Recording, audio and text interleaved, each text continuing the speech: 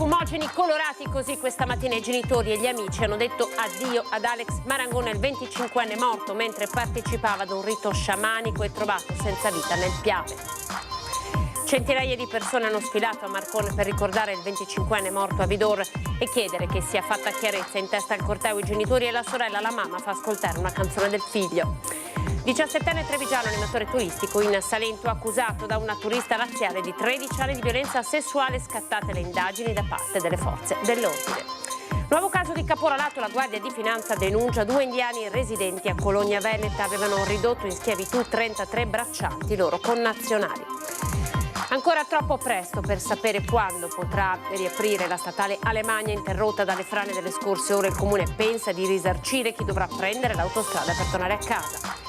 Nuovo blitz degli attivisti per il clima a Padova. Intorno alle 11:03 di loro hanno bloccato il traffico all'altezza del Foro Boario dopo aver lanciato della vernice arancione sull'asfalto ed essersi spogliati. Centinaia di alpini ad Asiago, le Penne Nere celebrano il secolo di vita della sezione dell'altopiano, la lunga diretta di Antenna 3 con il pellegrinaggio dal centro all'Ortigara. Eccoci, ben ritrovati. Il telegiornale del Veneto apre con l'ultimo saluto, un nuovo viaggio per Alex Marangone, il 25enne di Marcon, morto dopo un rito sciamanico, fumogeni, palloncini colorati e tanta musica per questo ultimo viaggio. Le immagini. Sul feretro sono dipinti un albero, un'ala, una piuma. All'esterno della chiesa dei Santi Patroni d'Europa a Marcon decine di palloncini colorati. È un ragazzo che suona l'handpan, lo strumento musicale tanto amato da Alex Marangone.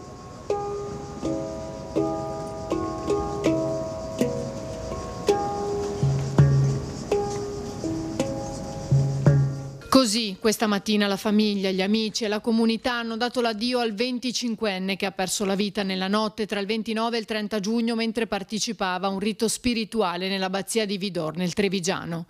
Tanti colori, indossati, come aveva chiesto il papà di Alex, anche dai presenti, i colori che lui amava. La cerimonia funebre, officiata da Don Dario Magro, è iniziata con la lettura di alcune lettere da parte di chi era profondamente legato ad Alex, definito da tutti un vulcano di energia, un'anima libera. La mamma Sabrina, accanto alla figlia Giada, ha ricordato con dignità e compostezza i lunghi viaggi del suo Alex. Ci mancherebbe il tuo sorriso, il tuo abbraccio, la tua voglia di vivere.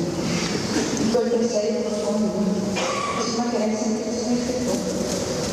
Abbiamo sforzato, ma dobbiamo trovare la forza per andare avanti, per te, per la verità, te lo meriti.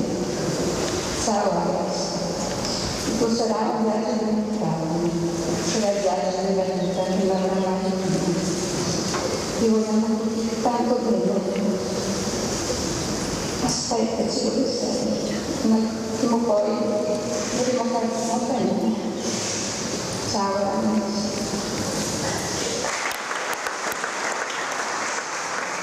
Poi, in chiesa, nel giorno in cui l'amministrazione ha proclamato il lutto cittadino, è risuonata la voce di Alex quando cantava e suonava The Messenger durante uno dei suoi viaggi.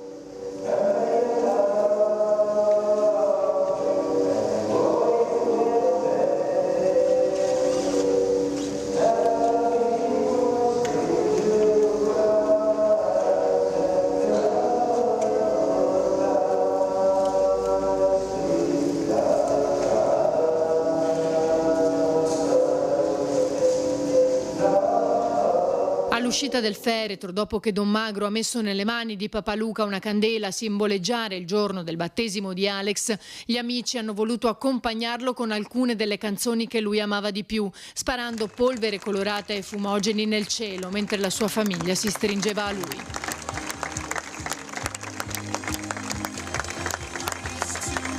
Sullo sfondo lo striscione che chiede verità sulla morte di Alex, una verità che ancora non è stata trovata. Verità si è chiesta anche ieri sera nel corso della sfilata a Marcon, a cui hanno partecipato davvero a centinaia, e in testa al corteo c'erano anche i genitori che il nostro Filippo Fois ha intervistato. Noi volevamo ringraziare tutti quanti, non avevamo intenzione di venire perché ho paura di tutta questa gente. Questi giorni sono stati terribili. Siamo stati assaliti da giornalisti, da tutto, di più. Noi siamo abituati a dopo la disgrazia, cose. Essere assaliti. Ci sono giornalisti che hanno un po' di cuore, altri che sono avvoltoi veramente, che non ci lasciano respirare, non ci lasciano mangiare, vivere. Volevamo ringraziare tutti i presenti e speriamo che la verità esca. Alex era talmente buono che lo merita sapere la verità. Io avevo il terrore di uscire perché avevo paura che tutti venissero verso di noi a farci condoglianze.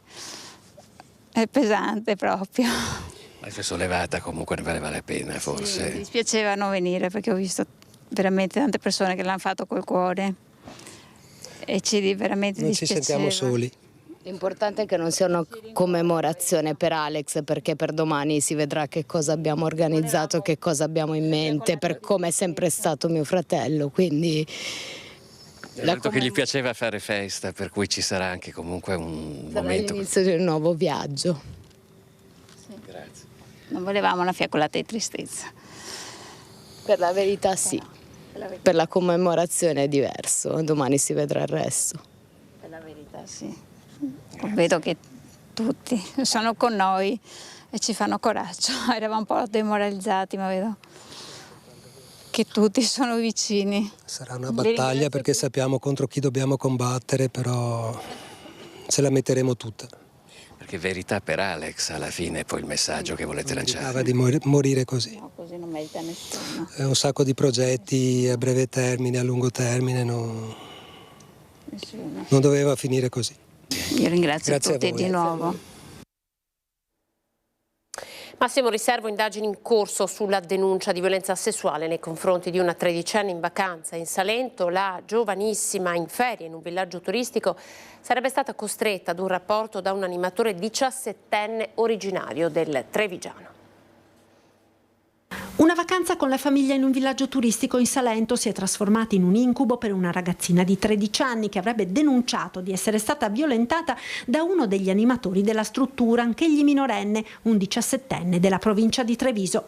La procura dei minori di Lecce ha avviato le indagini, la giovanissima è stata portata all'ospedale di Galatina ed è stato adottato il codice rosa, un percorso protetto riservato alle vittime di violenza. Anche il ragazzo sarebbe stato sentito dagli inquirenti ed avrebbe confermato il rapporto che secondo la sua versione era consenziente, l'opposto di quanto riferito dalla tredicenne che dopo la violenza ha raccontato l'accaduto alla mamma e successivamente ai carabinieri. Sulla vicenda, vista l'età dei ragazzi coinvolti, c'è la massima riservatezza da parte degli inquirenti che hanno anche acquisito le immagini delle telecamere di videosorveglianza del villaggio turistico. Un nuovo caso di caporalato con l'operazione della Guardia di Finanza che ha scoperto 2 indiani residenti a Cologna Veneta, siamo nel Veronese, che avevano ridotto in schiavitù 33 braccianti, loro connazionali attirati in Italia con la promessa di un lavoro.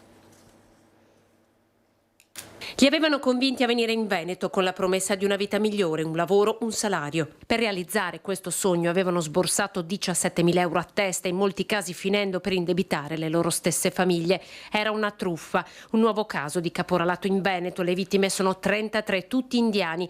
A ridurli in schiavitù 2 connazionali residenti a Cologna Veneta.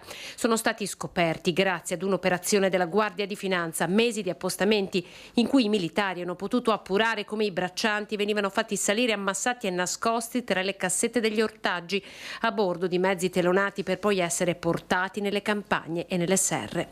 Alle vittime venivano portati via i documenti. Una volta arrivati in Italia erano costretti a lavorare 7 giorni su 7, la paga era di 4 euro l'ora, ma i soldi venivano trattenuti fino a che il debito con i caporali non fosse saldato. Erano alloggiati in case fatiscenti, le condizioni igienico-sanitarie precarie. Ora, dopo il blitz dei militari, sono stati tutti ricollocati collocati in ambienti protetti. La Guardia di Finanza ha eseguito un decreto di sequestro preventivo di beni da circa 475.000 euro nei confronti dei 2 titolari delle ditte che sulla carta non avevano dipendenti. Si tratta del quarto caso in pochi giorni scoperto in Italia, unanime la denuncia dei sindacati del Veneto. La CGIL parla di sistema transnazionale alimentato dal combinato disposto del decreto flussi e della legge Bossi-Fini, di cui torna a chiedere la cancellazione. Dura anche la UIL, secondo cui la lotta allo sfruttamento passa dall'utilizzo degli enti bilaterali.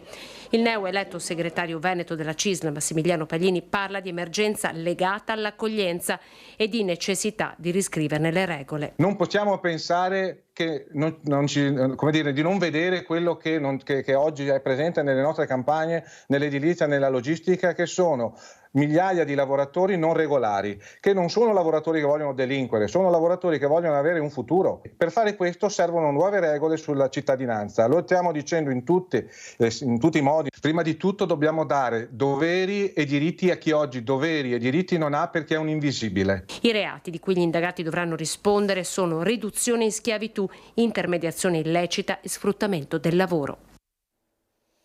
Nella Marca a Povegliano si è corso un grosso rischio in Pedemontana, dove una pattuglia dell'Appolstrada intenta rilevare un incidente è stata investita da un'automobile.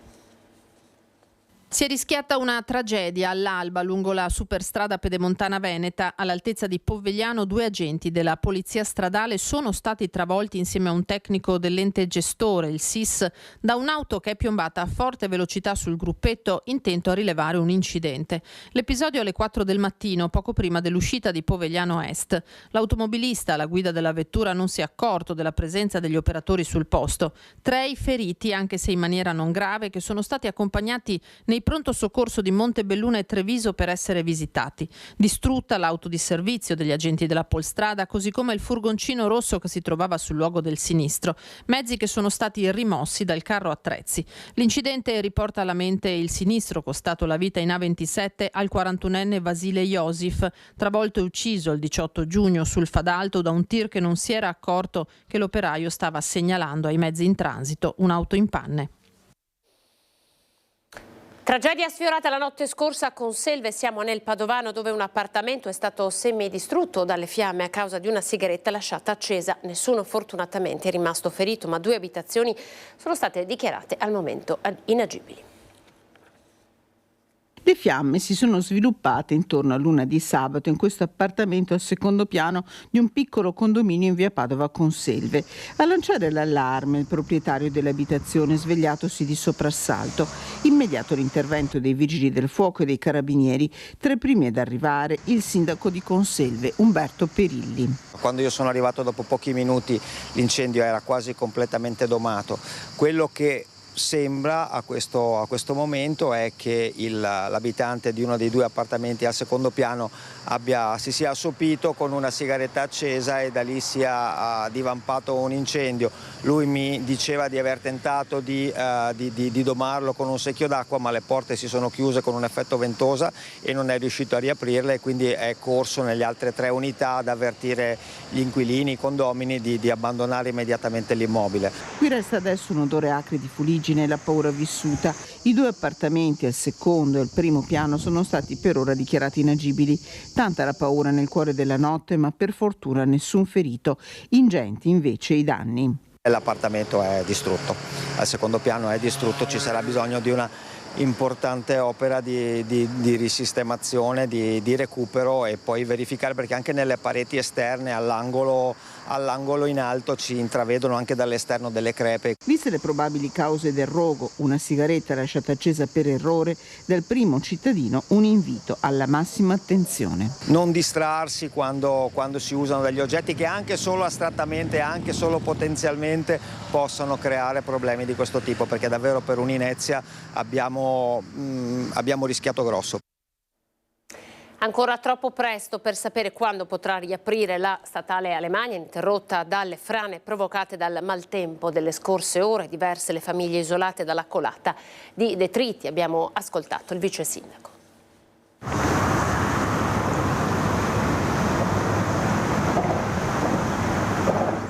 Resterà chiusa fino a data da destinarsi la statale Alemagna, interrotta nel tratto tra Nove e Fadalto Basso da 2 frane. Oltre 3.500 metri cubi di fango e detriti, quelli scesi in pochi secondi dalla montagna durante il forte temporale che si è abbattuto nelle scorse ore sul Vittoriese.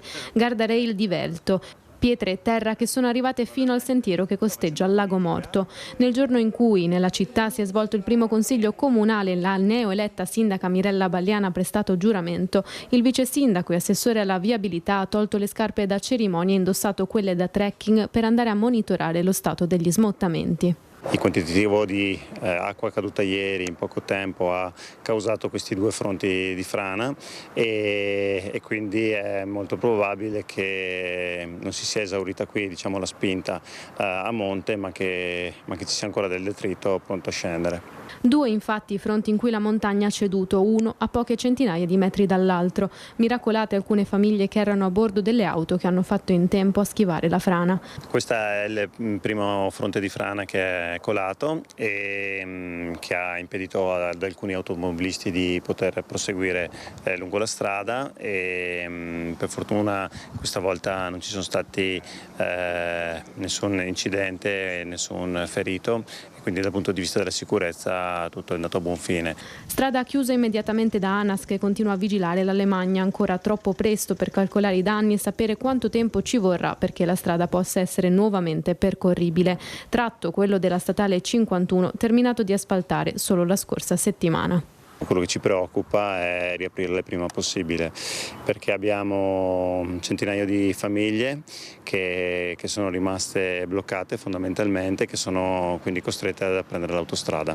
Come amministrazione adesso cercheremo di capire se vi sono delle possibilità quantomeno per rimborsare i residenti del costo che sono costretti a sostenere dal punto di vista autostradale. Ancora un blitz degli attivisti per il clima di Ultima Generazione. Siamo a Padova, intorno alle 11, 3 di loro hanno bloccato il traffico all'altezza del Foro Boario, dunque Prato della Valle.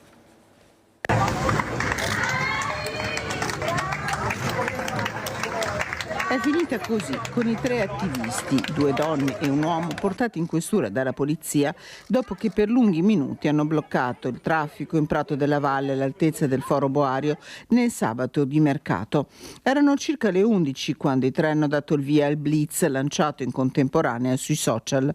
Prima hanno cosparso di vernice arancione, lavabile, affermano la strada, poi si sono spogliati lanciandosi addosso vernice nera. Una protesta per richiamare l'attenzione sulle politiche del clima e contro le azioni della polizia che un mese fa ha denunciato e perquisito le abitazioni di 5 attivisti, una dei quali presente anche stamattina. I 3 sono stati spostati dagli agenti delle volanti della Digos e portati in questura per l'identificazione. Non sta facendo niente! Non sta facendo niente quella persona! È l'ennesima azione del gruppo in città che dopo alcuni blocchi del traffico a Natale è entrato nella Basilica del Santo durante la messa solenne ma è stato fermato. Un blitz è stato messo in atto anche durante la messa di Pasqua nella parrocchia della Madonna Incoronata e poi 3 quadri della mostra da Monea Matissa a Palazzo Zabarella e durante la Padova Marathon. Belluno Pride bissa il consenso della prima edizione. In corteo in piazza 2000 persone hanno manifestato per i diritti civili che sono patrimonio di tutti. Una grande festa colorata, consapevole e di sensibilizzazione profonda. Tutti insieme per l'una le mani! La primissima impressione è che c'è una buona risposta da parte dei cittadini, dai partecipanti ed è una buona risposta perché vuol dire che c'è sostegno in quelle che sono le ideologie di tutto il manifesto che abbiamo presentato. Quindi siamo fiduciosi in un cambiamento, chi lo sa se succederà però. In piazza per i diritti di tutti, per la seconda volta Belluno ha risposto alla chiamata del Pride e l'ha fatto con passione e consapevolezza. Che si potesse bissare l'affluenza dello scorso anno lo si è intuito dalla partecipazione alle tappe di avvicinamento al grande evento di luglio. Quasi 2000 persone hanno attraversato in corteo le vie del centro. Un tripudio di affetto ha accolto la guest star Vladimir Luxuria che 30 anni fa a Roma organizzò il primo Pride italiano. Era il 1994 e ho condiviso con il gruppo Ciao che ha organizzato l'anno scorso il primo Pride a Belluno, l'emozione di chi organizza qualcosa per la prima volta. So che l'anno scorso a Belluno è stata accolta molto bene questo Pride, quindi non direi assolutamente che per quello che ho potuto sperimentare io, Belluno sia una città ostile, quindi combatto anche contro questo pregiudizio. Con Vladimir Luxuri abbiamo parlato dei diritti, di quanto è stato fatto negli anni per la comunità LGBTQIA+.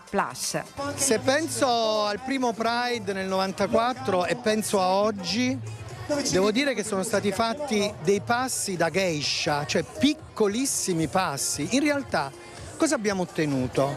Abbiamo ottenuto solo le unioni civili. Lo slogan di dire vogliamo tutto è uno slogan giusto, perché noi abbiamo avuto governi che ci hanno ostacolato e governi che ci hanno promesso, ok? Spesso le promesse non sono state mantenute. Al Pride per la prima volta l'adesione dell'Ordine degli Psicologi e delle Psicologhe del Veneto, che in tutte le piazze della regione hanno portato e stanno portando una testimonianza attiva. L'affermazione dell'identità è benessere psicologico e costruire benessere psicologico significa affermare l'identità, riconoscere l'identità ed essere presenti nelle situazioni in cui si affermano, si riconoscono, si convalidano le identità, perché essere assenti significa colludere con la negazione dell'identità e ogni volta che neghiamo, precludiamo, fingiamo che non ci siano identità articolate, noi stiamo facendo un danno al benessere psicologico individuale ma anche sociale di tutta la comunità. 100 anni di Alpini, siamo in altopiano tra memoria e futuro, la lunga diretta di questa mattina di Antenna 3. 100 anni di Alpini ad Asiago, 100 anni di Alpini in altopiano, ma più in generale un secolo e spiccioli di penne nere. Già, perché la storia degli alpini passa dall'altopiano, dall'Ortigara, da quella montagna che è diventata prima il loro calvario e poi il motivo per incontrarsi in tempo di pace e dare vita alle adunate. E così Asiago torna a essere il punto di riferimento per gli alpini che celebrano i 100 anni di vita della sezione Monte Ortigara del gruppo asiaghese e di quello di Gallio. Una grande emozione che parte dal centro della cittadina e arriva su fino alla colonna Mozza a quota 2105. Quando si arriva, che un attimo di silenzio, che si ricordano in quegli anni, in quella grande guerra, pensare un po' a 2 metri di neve, a meno 20-25 gradi, questi ragazzi di 18 anni che hanno perso la loro vita per salvare la nostra Italia e che bastava mettersi attorno a un tavolo a discutere che ci poteva risolvere tutto. È il motivo per il quale anche durante la donata nazionale, anche durante la donata del terzo raggruppamento, gli alpini hanno detto sempre comunque portatori di pace. Esattamente, anche con la donata di Vicenza e anche noi con il nostro centenario qua oggi diciamo sempre la pace, perché la pace è una cosa grande, grande, grande. La giornata inizia con il conferimento della cittadinanza onoraria asiaghese agli alpini ed è emozionato pure il sindaco. Oggi era giusto riconoscere un lavoro fatto in questi 100 anni dagli alpini che non ci sono più e dagli alpini che esistono ancora e che sono attivi. È chiaro che questo è un momento in cui noi dovremmo dare un esempio anche in molti giovani, perché attraverso le azioni così importanti di riconoscimento si valorizza anche un'attività di volontariato, un'attività di disponibilità a favore del bene comune.